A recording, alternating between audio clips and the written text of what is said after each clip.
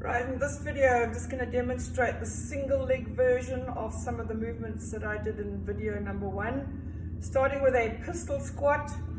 Obviously if we have an injury or a problem leg and we can't free float the front leg, we're going to do the pistol squat with the heel down of the front foot.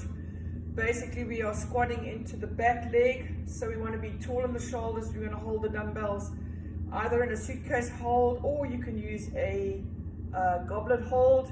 I'm going to hinge down. I'm driving up through the back leg, so the front leg is free floating, as it were. I have the heel down just because of knee problem, and obviously you'd alternate into the opposite leg. Just keep your legs under your hips. It's still a hip hinge. We're still driving the legs into the upright tall position.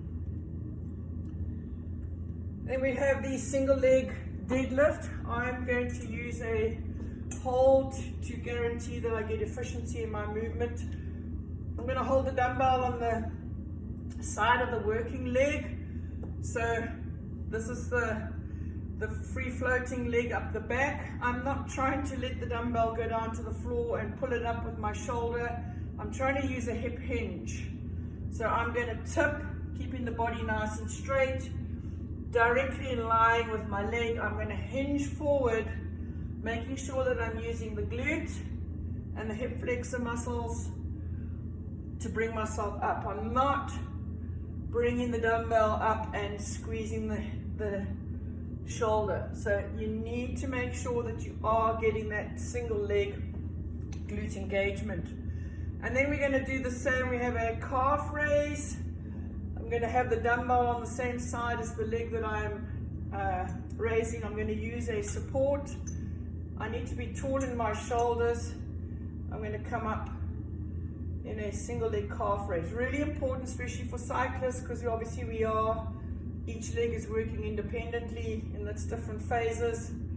But we also need to eliminate any weaknesses in the body.